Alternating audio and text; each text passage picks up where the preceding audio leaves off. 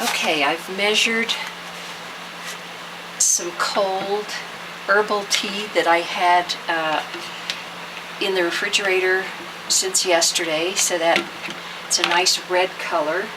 And I just measured out the lye, so I am now going to add the lye to the herbal tea. And I have my fan going to hopefully take any fumes out. Now you'll notice that I have rubber gloves on and I'm wearing goggles. And my window is wide open.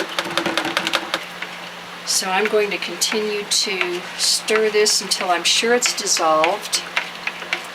I'm using sodium hydroxide, which is the chemical name for lye, which I got from essentialdepot.com, and it's a food grade lye.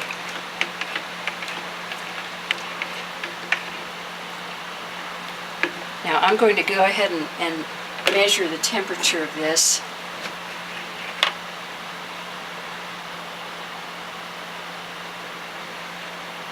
You want to make sure that all of your lye beads or lye crystals are dissolved. You don't want any solids. I know some people use wooden spoons to make soap with, but I don't like using wood with lye because eventually the lye will eat into the wood, and I don't want dissolved wood in my soap. So these are I got a set of 3 hard plastic. They look like wooden spoons except they're hard plastic, and I got them at the dollar store. Now this is at about 125 degrees.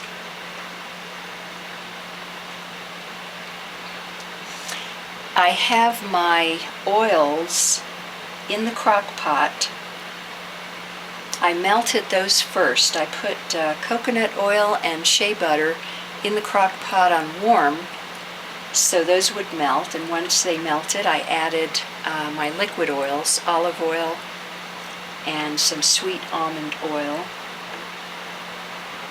and those are in the crock pot now set on low, and they're at about 110 degrees. So as soon as my lye gets down to about 110 degrees, I will add the lye to the oils. Another precaution when you're working with lye is whatever container, like this plastic pitcher that I'm using, I only use this to mix my lye in. Okay, this seems to be holding at 110 degrees. And it's 4 o'clock in the afternoon.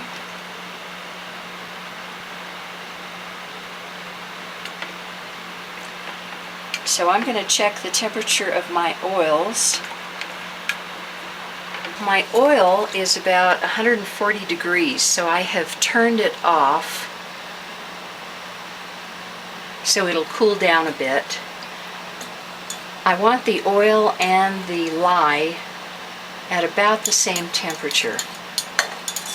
Okay, after much trial and error, I finally got both the oil and the lye at just under 110 degrees. So I'm going to add the lye mixture to the oil very slowly. Okay, I've put the lye and oil mixture back into the crock pot and set it on warm, and I'm going to go ahead and use my stick blender to bring this up to trace rather quickly.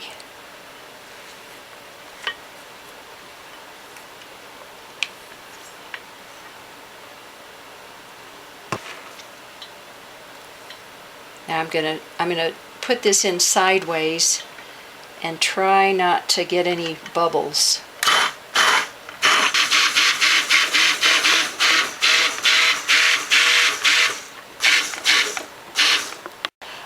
Right now I'm going to super fat this. I'm going to make it a little more moisturizing. So I'm going to add a couple of tablespoons of castor oil. And the reason I'm adding this now, as opposed to earlier with my other oils, is I didn't want this to react with the lye and just become, chemically react and become soap. I wanted it to stay an oil so that it will be a moisturizer within the soap when it gets used. And that is called super fatting. And another thing I wanted to do was to add some rosemary essential oil. And that's to give it a nice rosemary scent. So I'm going to add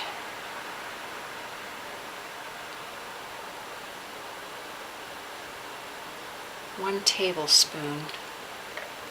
Usually the stick blender causes the soap mixture to trace in about 5 minutes, and it took more like 10 minutes this time. And I was beginning to worry. So I had turned the crock pot up to high.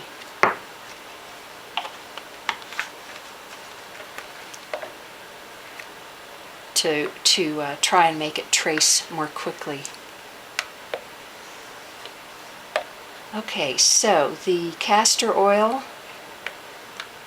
has been added and the fragrance has been added. So I'm just going to let it cook for a while. And once it starts bubbling around the edges, we'll be back. I did want to show you that while I'm waiting for the soap to cook, to reach the next stage, I'm doing my cleanup. I'm wiping the spoon that I used because that still has lye on it. And I have rinsed out my pitcher that I mixed the lye and the distilled water in, and I've put some vinegar to neutralize the lye.